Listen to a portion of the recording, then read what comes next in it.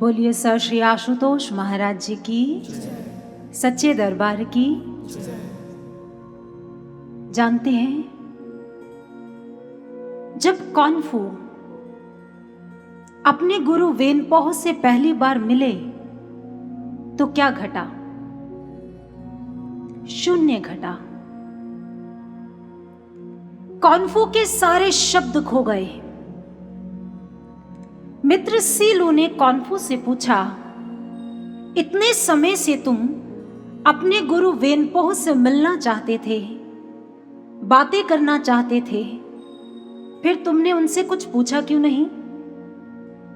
तो कॉन्फू ने कहा, बोलकर तो हम सारी दुनिया से बातें करते हैं, अंतर्यामी के लिए इस नाचीज जिह्वा की आवश्यकता नहीं होती।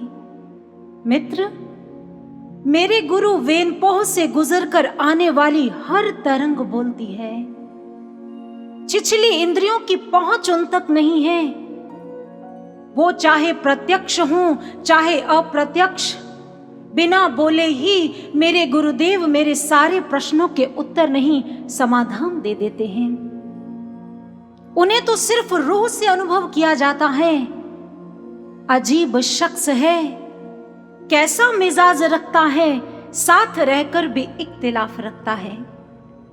क्यों ना दाद दूं मैं उसके फन की, मेरे हर सवाल का पहले जवाब रखता है। यूं तो वो रोशनी का बसी है, पर मेरी अंधेरी नगरी का बड़ा ख्याल रखता है। हम परम सौभाग्यशाली हैं। जानते हैं क्यों? क्योंकि हमें भी ऐसे ही पूर्ण सदगुरु सर्व श्री आशुतोष महाराज जी का सानिध्य मिला है, जो अपनी दिव्य तरंगों से, जो अपनी दिव्य प्रेरणाओं से, अपने दिव्य चरित्र से निरंतर हमारा मार्ग प्रशस्त करते रहते हैं। सदगुरु को इस धराधाम का सबसे बड़ा हकीम अर्थात वैद्य कहा जाता है। जानते हैं क्यों? क्योंकि गुरु की जो हर अदा होती है वो रूहानी होती है, हकीमी होती है। और जिस समय एक शिष्य भक्ति के पथ पर अपना पहला पग रखता है तो बहुत उम्मीदें जुड़ जाती है गुरु की उस शिष्य के साथ, जिसे वह अपना शिष्य स्वीकार कर लेते हैं। गुरु को उस छोटे से बिंदु में सिंधु दिखाई देता है और उसे अपनी कारीगरी का श्रेष्ठ नमूना बनाने के लिए मानो उनकी आंखें नींद से रूठ जाती हैं। वह भी तब जब वह जानते हैं कि उनके प्रेम को 100 में से 99 निश्चित ही ठुकराएंगे, फिर भी गुरु रुकते नहीं हैं, निरंतर अपने शिष्य पर कार्य करते रहते हैं। गुरु ही तो हैं जो शिष्य शब्द का सही अर्थ उसे प्रदान करते हैं। परम श्रद्धेय सर श्री आशुतोष महाराज जी कहा करते हैं, इस पूरी कायनात में गुरु के अतिरिक्त दूसरा कोई और है ही नहीं जो शिष्य का हित सोच सके। गुरु तो वही करते हैं जो शिष्य के हित में होता है। और गुरुदेव सर श्री आशुतोष महाराज जी अक्सर मादा जिराफ का उदाहरण दिया करते हैं। कहते हैं कि मादा जिराफ जिस समय वो बच्चे को जन्म देती है, हम सभी जानते हैं कि मां जिराफ कद में ऊंची होती है, और जिस समय वो बच्चे को जन्म देती है तो बच्चा ऊंचाई से नीचे जमीन पर जोर से गिर जाता है। अभी वो समझने का प्रयत्न नहीं कर रहा होता है कि उसके साथ क्या हुआ। मां जिराफ आती है और जोर से लात मारती है और बच्चा दूर जाकर गिर जाता है। बच्चा अपनी सुध-बुध बटोरने का प्रयत्न करता है। मां जिराफ पुनः आती है और दोबारा लात मार देती है। बच्चे को समझ आ जाती है कि यदि वो खड़ा नहीं हुआ, वो रुका रहा, तो मार खानी पड़ेगी।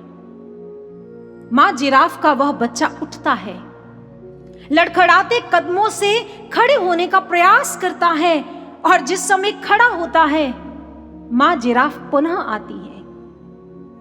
आप आश्चर्यचकित होंगे, दोबारा लात मारती है, बच्चा फिर गिर जाता है। इस प्रक्रिया में जिराफ का बच्चा यह तो समझ जाता है कि मात्र उठना पर्याप्त नहीं हो सकता, दौड़ना पड़ेगा। यदि मैं दौड़ा नहीं तो लात खाना ही पड़ेगी, मुझे दौड़ना है।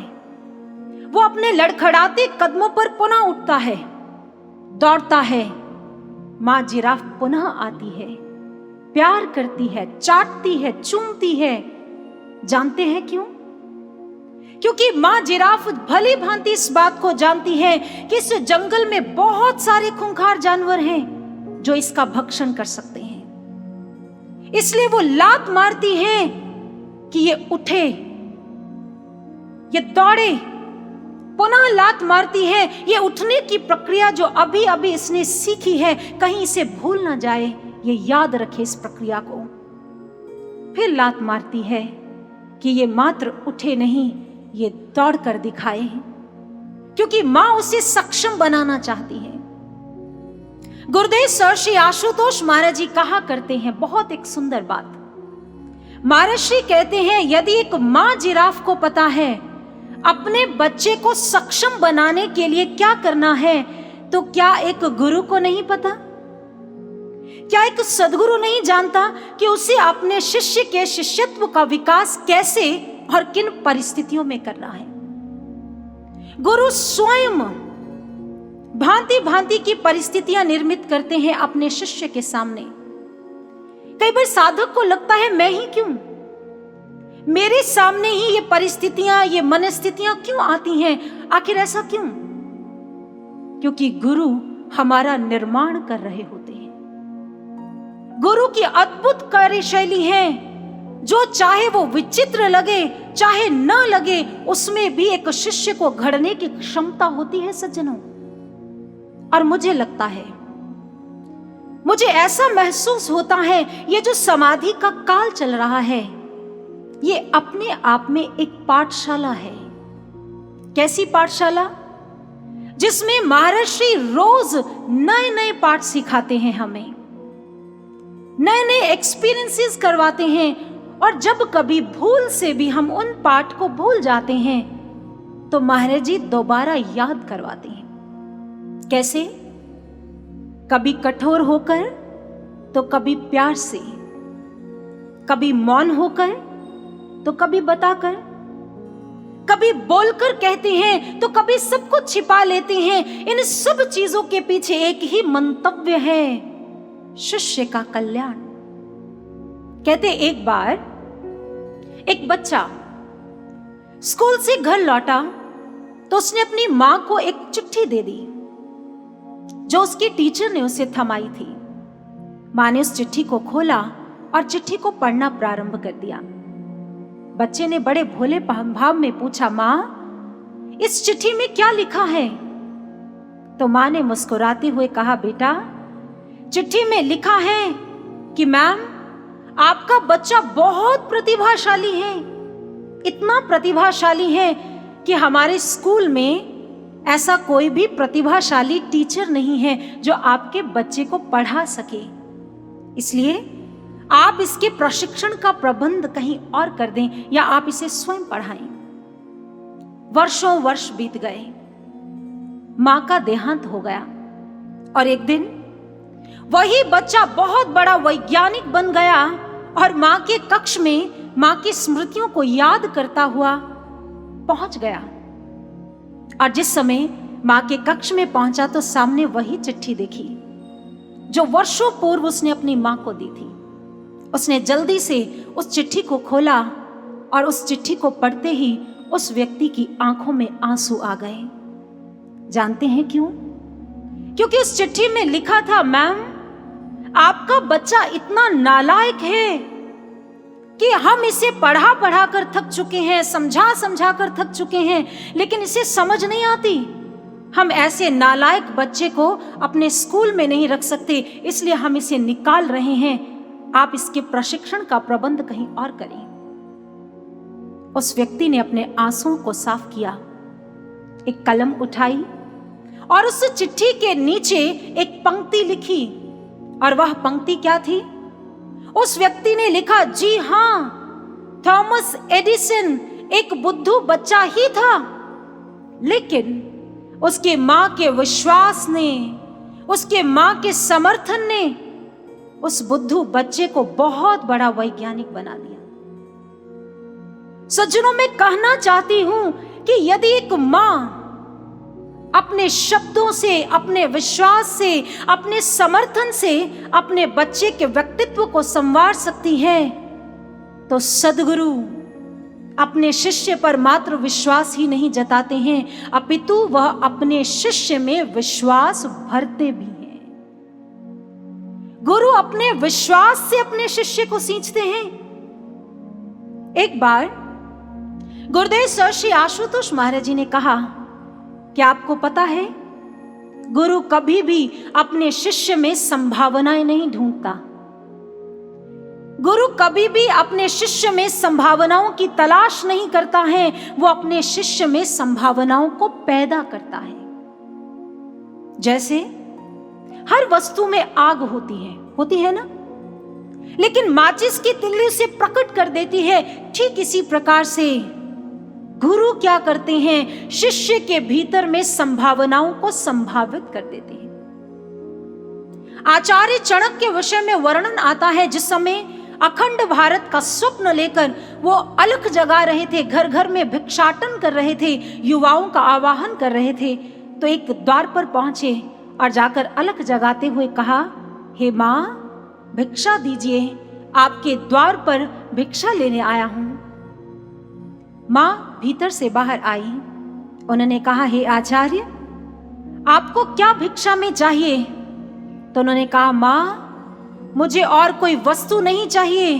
यदि मुझे भिक्षा में कुछ देना चाहती है तो अपना पुत्र दे दे, क्योंकि तुमने संभावना को जन्म दिया है और मैं उस संभावना को संभव कर कर दिखाऊंगा। जब जब इस धराधाम पर क्षत्रिय ब्रह्मनिष्ठ गुरु आते हैं तो वो संभावनाओं को संभावित करते हैं। मुझे यह कहते हुए गर्व महसूस होता है कि गुरु अपने महान लक्ष्य के लिए कभी भी गुणी को नहीं चुनते हैं, बल्कि अपने द्वारा चयनित को गुणी बना देते हैं। और आज हमारा सौभाग्य है, हम ऐसे तत्ववेता, ऐसे शिल्पकार, ऐसे सधे हुए गुरु के हाथों में हैं। लेकिन यदि बात करें शिष्य की, तो जिस समय हम भक्ति के पथ पर चलते हैं तो हम निराश भी होते हैं, हताश भी होते हैं, परेशान भी होते हैं। जानते हैं क्यों? क्योंकि हम निरंतर अपनी अक्षमताओं का अवलोकन करते रहते हैं, और ऐसा कर कर जो हम महाराज श्री के लिए कर सकते हैं, अफसोस वो भी नहीं कर पाते। जब हमारा तन, मन, आत्मबल कमजोर पड़ने लगता है, तब हमारे कदम लड़खड़ाते हैं सज्जनों। तब हमारी ये जो सोच है ये अवरुद्ध हो जाती है। मैं नहीं कर सकता, मैं इस भक्ति के मार्ग पर चल ही नहीं सकता। क्या आप जानते हैं, भक्ति के मार्ग में सबसे बड़ा बाधक कौन होता है? सबसे बड़ा बाधक साधक स्वयं होता है। कैसे? जब एक साधक निरंतर ये चिंतन करता रहता है, वो चल नहीं सकता, वो सुधर नहीं सकता, वो बन नहीं सकता, वो महाराज जी के कार्य में योगदान नहीं दे सकता। जब हम निरंतर ऐसा चिंतन करते रहते हैं तो हम अपने विकास के सारे द्वार बंद कर लेते हैं। महाराज श्री कहते हैं, जहां एक शिष्य को जरूरत है अपनी ऊर्जा को, अपनी शक्ति को एक लक्ष्य पर केंद्रित करने की, वहां हम नकारात्मक चिंतन करते रहते हैं, तो लक्ष्य कैसे मिलेगा? किसी ने बहुत सुंदर कहा, Many people fail in life not for lack of ability or brains or even courage, but simply because they have never organized their energy around a goal. बहुत सारे लोग इसलिए असफल नहीं होते दुनिया में सज्जनों कि उनके पास क्षमता नहीं होती है या उनके पास मस्तिष्क नहीं है। वो अपने जीवन में इसलिए असफल होते हैं कि वो अपनी ऊर्जा को अपने लक्ष्य पर केंद्रित नहीं करते।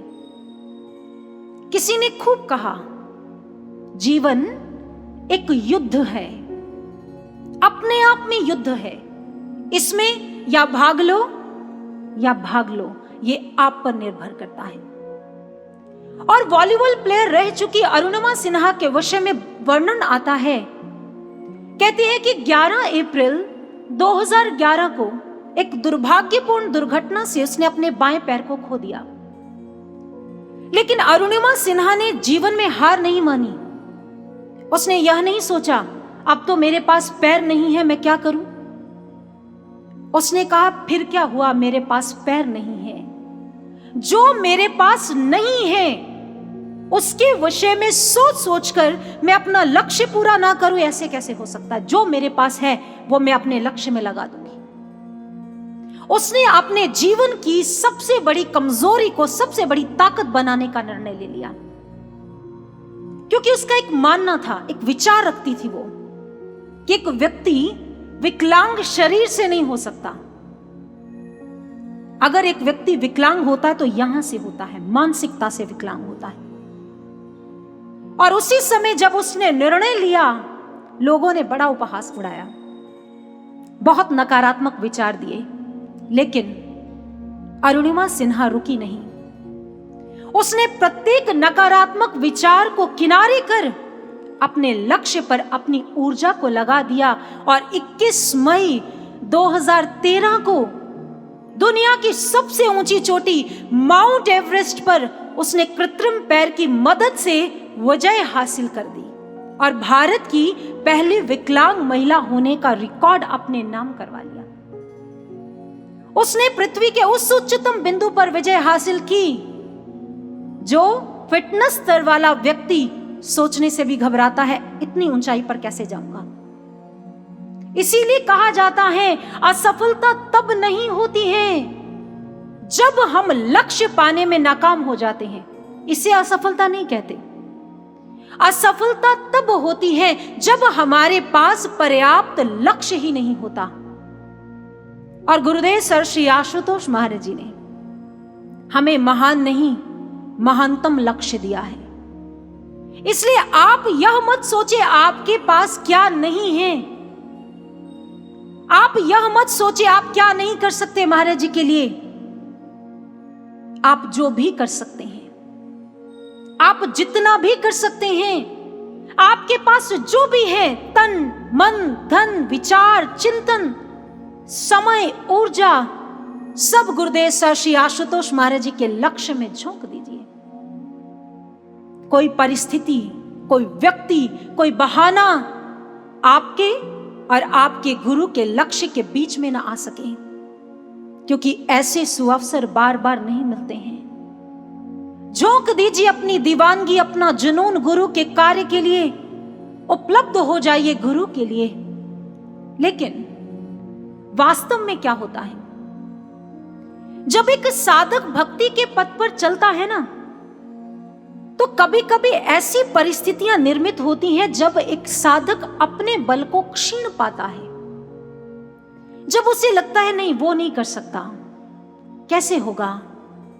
ऐसे में एक साधक भक्ति के पथ पर अग्रसर कैसे हो, इसका गहनतम सूत्र देते हुए गुरुदेव सर श्री आशुतोष महाराज जी कहते हैं, एक शिष्य को, एक साधक को सदैव अपने गुरु के चरणों में एक ही प्रार्थना करते रहना चाहिए। कौन सी?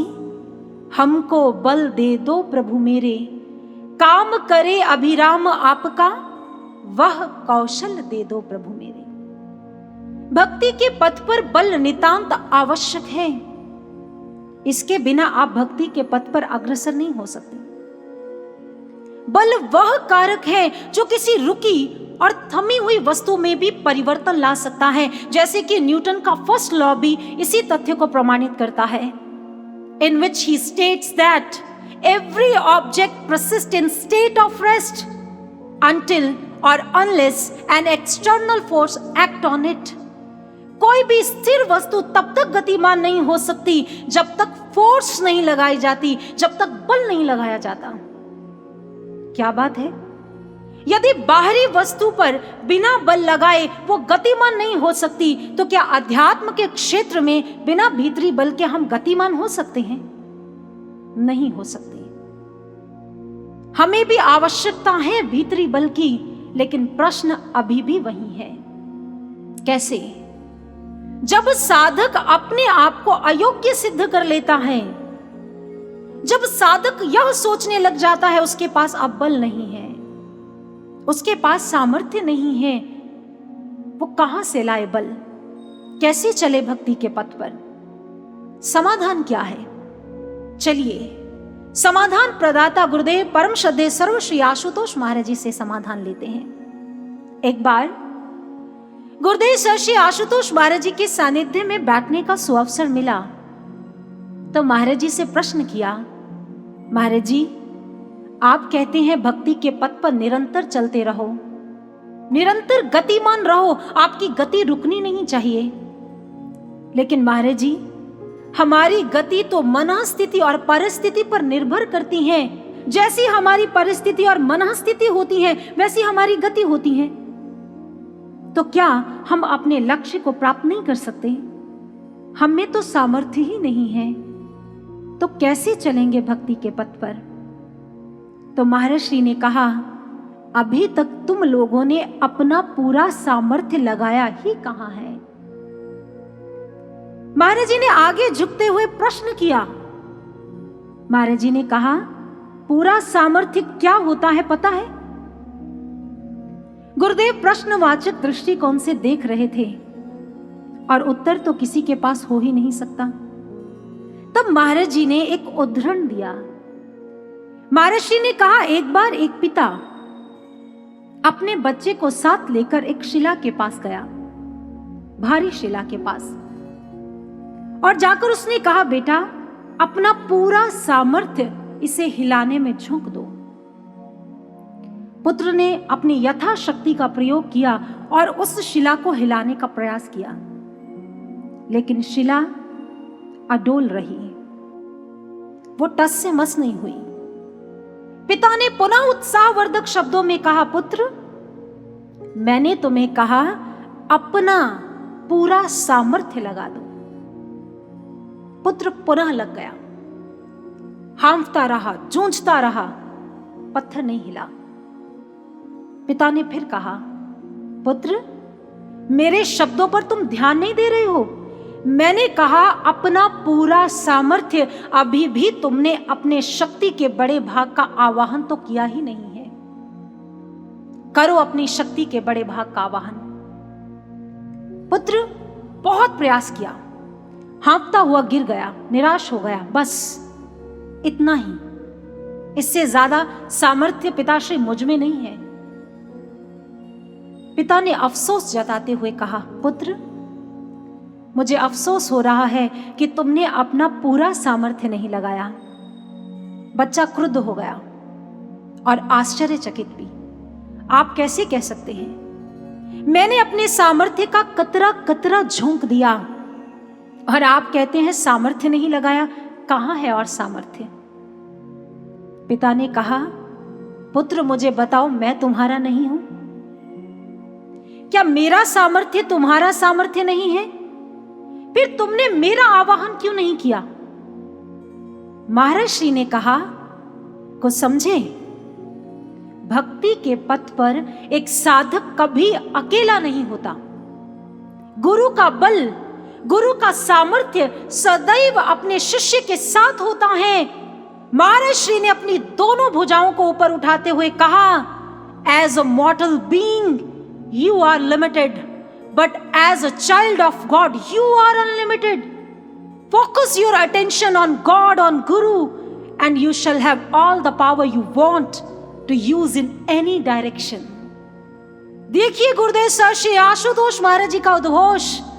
महर्षि ने कहा, एक नश्वर प्राणी के रूप में आप सीमित हैं, इसमें कोई दो राय नहीं है, लेकिन ईश्वर की संतान के रूप में आप लोग असीमित हो। इसलिए अपना ध्यान, अपना चित्त, अपनी वृत्तियों को मेरे चरणों में लगा दो। तुम्हें अपना लक्ष्य पाने के लिए जो शक्तियां चाहिए वो तुम्हें किसी भी दिशा से मिल जाएंगी, उसकी तुम चिंता मत करो। अपने आप को मेरे चरणों में उपलब्ध करवा दो। कैसे महान सद्गुरु हमें मिले हैं, कैसे शक्ति से संपन्न, ऊर्जा से संपन्न गुरु मिले हैं। जब कभी गिरते हैं जल्दी से थाम लेते हैं। क्यों शिष्य कहता हर जन्म मिले साथ तेरा, इसीलिए कहता है। और ऐसे बहुत सारे उदाहरण हैं जब शिष्य अपने गुरु के बल से पूरे इतिहास को बदल देता है, असंभव को संभव कर दिखाता है। और उसका सबसे बड़ा उदाहरण जानते हैं कौन है? संत हनुमान जी हैं। हनुमान जी से एक बार किसी ने प्रश्न किया, हनुमान जी, जिस समय आप समुद्र के तट पर खड़े थे, पहले आप मौन थे, शांत, और बाद में एकदम से सिंहनाद करी 12 आप जोर जोर से गर्जना करने लगे, एक सिंह की भांति, एक शेर की भांति। क्या आपको आपके सामर्थ्य का ज्ञान हो गया था? आपको यह बोध हो गया था आप में कितना बल है? हनुमान जी ने कहा, नहीं, पहले मैं इतना ही जानता था, मैं संसार के लिए आया हूं। मुझे इतना ही पता था मेरा जन्म संसार के लिए हुआ है, मैं मौन था। लेकिन जब मुझे पता चला मेरा जन्म तो मेरे प्रभु के कार्य के लिए हुआ है और मेरे गुरु, मेरे प्रभु श्री राम ने मुझे चुना है, तो मैं समझ गया कि अगर काम मेरे गुरु का है तो बल भी तो मेरे गुरु का ही होगा। मैं निश्चिंत हो गया। मुझे समझने में देरी नहीं लगी कि मुझे तो निमित्त बनना है, मुझे तो अपने आप को अपने गुरु, अपने प्रभु के चरणों में झोंक देना है, मुझे तो उपलब्ध होना है, मात्र उपलब्ध होना है, यंत्र बनना है, इसके अतिरिक्त और मेरा कोई कार्य नहीं है। मैं उपलब्ध हो गया। हनुमान जी का संपूर्ण जीवन चरित्र अपने गुरु और प्रभु श्री राम जी की शक्ति, उनके बल का प्रतिनिधित्व करता है। रामचरित मानस में वर्णन आता है कि जिस समय हनुमान जी लंका की सभा में पहुंचे तो रावण ने हनुमान जी को देखते हुए एक प्रश्न किया, केहि के बल घाल्यो बन खीसा, किसके बल पर तुमने इस वाटिका को उजाड़ा है? तुम्हारे पीछे किसका बल है? बता हे वानर, कौन है तेरे पीछे? तो हनुमान जी मुस्कुरा दिए, कहने लगे, हे रावण, तुम्हारी दृष्टि तो बड़ी पैनी है। मैं तो आज तुम्हारी पैनेपन की प्रशंसा करता हूं, इतनी पैनी दृष्टि कि तुम समझ गए अभी तक जो मैंने किया है या जो मैं करूंगा उसके पीछे मेरा कोई सामर्थ्य नहीं है, उसके पीछे किसी का तो बल होगा। और आज मैं तुम्हें बताऊंगा किसका बल है मेरे पीछे। और हनुमान जी सृष्टि के प्रारंभ की बात करते हैं, अपने गुरु का परिचय कैसे देते हैं, अपने गुरु के सामर्थ्य का प्रतिनिधित्व कैसे करते हैं। मुझे लगता है हनुमान जी से अतिरिक्त कोई दूसरा उदाहरण मुझे नहीं लगता इतिहास में कहीं मिल सकता है।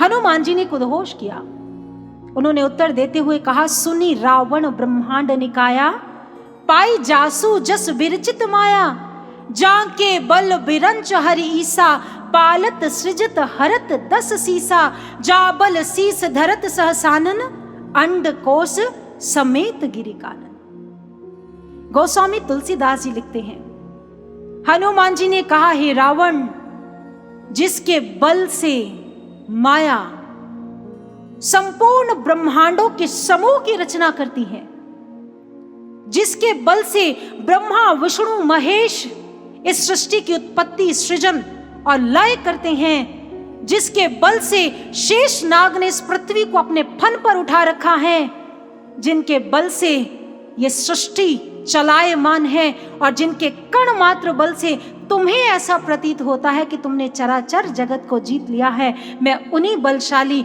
सामर्थ्यशाली प्रभु श्री राम जी का दूत हूं, जिनके सामर्थ्य से असंभव काम भी संभव हो जाते हैं। आज हमारे साथ गुरुदेव सर्व श्री आशुतोष महाराज जी का बल है, आज हमारे साथ गुरुदेव सर्व श्री आशुतोष महाराज जी का तप है, उनकी कृपा है, फिर चिंता क्यों? प्रश्न करना होगा अपने आप से। यहां हमारे जीवन में ऊहापोह क्यों है? महर्षि ने कहा आपको चिंता करने की आवश्यकता नहीं है, क्योंकि हमें जीती हुई बाजी खेलने का सुअवसर दिया है। फिर ये कदमों में लड़खड़ाहट क्यों, नकारात्मकता क्यों, परेशानियां क्यों, ये हलचल, ये बेबसी, ये मायूसी क्यों? गुरुदेव सर्व श्री आशुतोष महाराज जी का एक घोष है। महाराज जी कहते हैं, आपकी जीत निश्चित नहीं है। आप आश्चर्यचकित हो रहे होंगे। महर्षि ने कहा आपकी जीत निश्चित नहीं है, लेकिन सुनिश्चित है। कोई काल, कोई परिस्थिति, कोई व्यक्ति आपकी जीत को टाल नहीं सकता। लेकिन यह जीत कोई साधारण जीत नहीं है, यह महान जीत है, यह दिव्य जीत है। महर्षि कहते हैं यह उसी का वर्ण करेगी जो अपने आप को मेरे चरणों में उपलब्ध करेगा। ये जीत उसी का वर्ण करेगी जो अपने आप को मेरा निमित्त बनाकर मेरे चरणों में अपने आप को झोंक देगा। उसी क्षण जीत उसका वर्ण कर लेगी। ये समय है हम महर्षि जी के ज्ञान यज्ञ में अपनी आहुतियां डालें। इसीलिए गुरुदेव कहते हैं अपनी पुरुषार्थ की बूंद बूंद, अपने रक्त की बूंद बूंद विश्व शांति के इस महान यज्ञ में लगा दें। आओ ज्ञान यज्ञ में योगदान दे सभी। ये योगदान देने का समय है। लेकिन आप सोच रहे होंगे इस लॉकडाउन में हम कुछ कर नहीं सकते, हम योगदान कैसे दें? एक गुरु बहन के मन में ऐसे बहुत सारे विचार, बहुत सारे प्रश्न आए। उसने कहा महर्षि, ना तो हम आश्रम जा सकते हैं, ना सेवाएं कर सकते हैं, कैसे चलेगा? इस समय में क्या करें? तो महर्षि ने अनुभव में कहा, तो चिंता क्यों करती है? आने वाले समय में बहुत सेवाएं मिलेंगी, आने वाले समय में बहुत सुअवसर मिलेंगे काम करने के। लेकिन यह समय साधना का समय है, यह समय स्वयं पर कार्य करने का समय है। महर्षि ने कहा अपने पर ऐसा कार्य करो कि जब आने वाले समय में आपको सेवा का अवसर मिले तो आप अपने आप को उपलब्ध करवा सको। महर्षि ने कहा ऐसा काम करो अपने आप पर कि अपने आप को साध सको। मनोविजयी बनकर गुरुदेव के इस ज्ञान यज्ञ में उन्हीं के द्वारा दी गई भूमिकाओं को हम ईमानदारी से निभा सकें। इसलिए साधना करें, साधना की ढाल से स्वयं को सुरक्षित रखें, स्वयं को बदलें। स्वामी योगानंद परमहंस एक बात कहा करते हैं, मुझे बहुत अच्छी लगती है। स्वामी योगानंद परमहंस कहते हैं, change your self, you have done your part in changing the world. अपने आप को बदलो, दुनिया को बदलने में जो आपका हिस्सा है समझ लो वो आपने पूरा कर दिया। ये समय बातें करने का नहीं है, यह समय मनोरंजन का समय नहीं है, ये आत्मरंजन का समय है। ये स्वयं को साधने का समय है, स्वयं पर नजर रखने का समय है, स्वयं पर काम करने का समय है। एक बार एक साधक शिष्य ने महर्षि से पूछा, महाराज जी सबसे बड़ी सेवा क्या होती है? होता है ना, हम महाराज जी से प्रश्न करते हैं तो उत्तर हमें भी कहीं ना कहीं पता होता है। तो शिष्य के मन में भी बहुत सारे मानस पटल पर चित्र उभरने लगे, ये सेवा बड़ी होगी, वो सेवा बड़ी होगी। तो जब वो सोचने लगा तो महाराज जी तो उत्तर नहीं देते ना, वो तो समाधान देते हैं। महर्षि ने कहा सबसे बड़ी सेवा है अपने आप को सुरक्षित रखना, सबसे बड़ी सेवा है अपना ध्यान रखना, विकारों से, विचारों से, दुश्चिंतन से, नकारात्मकता से। कहीं कोई विकार, कोई विचार, कोई नकारात्मकता यह आपको घेर ना ले, आपके कदमों की गति को रोक ना दे। महर्षि ने कहा जिस प्रकार से नस नस में रक्त बहता है ना, ठीक उसी प्रकार से आपके रोम रोम में एक ही आवाज गुंजायमान होनी चाहिए। चाहे कैसी भी परिस्थिति हो, कैसी भी मनस्थिति हो, हम इस अध्यात्म के पथ पर डटे रहेंगे। और ये कब संभव होगा? जब हम साधना करेंगे। एक अनुभूति में गुरुदेव ने कहा, जब मेरे शिष्य ब्रह्म ज्ञानी साधक मिलकर साधना करेंगे तो ऐसा ओज, ऐसा तेज प्रकट होगा कि मेरे साधक स्वयं को तो सुरक्षित रखेंगे ही, पूरी दुनिया को सुरक्षित रख पाएंगे। इसलिए यह समय साधना का समय है। आओ मिलकर साधना करें, स्वयं को गुरु के कार्य में झोंकें, स्वयं को साध लें, अपनी आध्यात्मिक उन्नति करें, अपने मन की कंटीली झाड़ियों को उखाड़ फेंकें, नकारात्मकता के कांटों को निकालकर फेंक दे कहीं दूर। क्योंकि महर्षि ने एक बात कही, मुझे अभी भी स्मरण है, नकारात्मकता मेरे बच्चों के लिए नहीं बनी है, मेरे बच्चे, मेरी संतानें सदैव सकारात्मक रहने के लिए बने हैं। इसलिए स्वयं पर कार्य करें, क्योंकि साधना मात्र नेत्र मूंद कर बैठना नहीं है, क्षमा कीजिएगा। साधना कोई घंटों की गणना नहीं है, साधना तो परिवर्तन है, साधना क्रांति है, साधना बदलाव है जो दिखता है चरित्र में। यदि अभी हम साधना कर रहे हैं लेकिन क्रांति नहीं जली जीवन में, यदि जीवन में परिवर्तन का आगाज नहीं हुआ है, तो सोचना पड़ेगा, नजर रखनी पड़ेगी कि हम साधना ही कर रहे हैं ना, कहीं साधना पर बैठकर कुछ और चिंतन तो नहीं कर रहे। स्वयं पर दृष्टि रख अपना पल प्रतिपल अवलोकन करते रहना पड़ेगा। महर्षि कहते हैं, साधना मन के विकारों से सतत संघर्ष है। ये संघर्ष है अपने आप से साधना, नेत्र मूंद कर बैठना साधना नहीं है, स्वयं से लड़ना साधना है। और महर्षि कहते हैं, जिस दिन मेरा साधक, मेरा शिष्य अपनी कमजोरियों के साथ लड़ने के लिए तत्पर हो जाता है, उसी क्षण से उसकी वृद्धि, उसके शिष्यत्व की वृद्धि प्रारंभ हो जाती है। इसलिए मैं यही कहना चाहूंगी, हम केवल महाराज जी की बातों को सुने नहीं, मनन करें, धारण करें, जीवन के चरित्र में उतारें। क्योंकि ये सोच, ये जो पैमाना, जो नजरिया गुरुदेव सर श्री आशुतोष महाराज जी ने हमें प्रदान किया है, इसे चरित्र पर उकेर दें, क्योंकि सोचने से कुछ नहीं होने वाला। किसी ने बहुत सुंदर कहा, सोचने से कहाँ मिलते हैं तमन्नाओं के शहर, चलना भी जरूरी है मंजिल पाने के लिए। सोचने से तमन्नाओं के शहर नहीं मिलते, मंजिल को पाने के लिए चलना पड़ता है, बढ़ना पड़ता है, गलना पड़ता है और मिटना पड़ता है। और ये साधकों की सभा है, ये साधकों की पाठशाला है। और हम सब के लिए गुरुदेव सर श्री आशुतोष महाराज जी का एक ही संदेश है, हम मिटें, हम बदलें, हम वो क्रांति, वो परिवर्तन अपने जीवन में लेकर आएं। इस समय का सदुपयोग करें, आत्मरंजन करें, मनोरंजन नहीं करें। और ऐसी ही दिव्य प्रेरणा, दिव्य भावनाएं और दिव्य उद्गार जो किसी व्यक्ति के नहीं है, मेरे नहीं है, किसी व्यक्ति विशेष के नहीं है, ये गुरुदेव परम श्रद्धेय सर्व श्री आशुतोष महाराज जी के हैं। उन्हीं की प्रेरणा को, उन्हीं की कृपा से बोलने का मुझे सुअवसर मिला है। उन्हीं के चरणों में नमन करती हुई मैं अपनी वाणी को यहीं पर विराम देना चाहूंगी।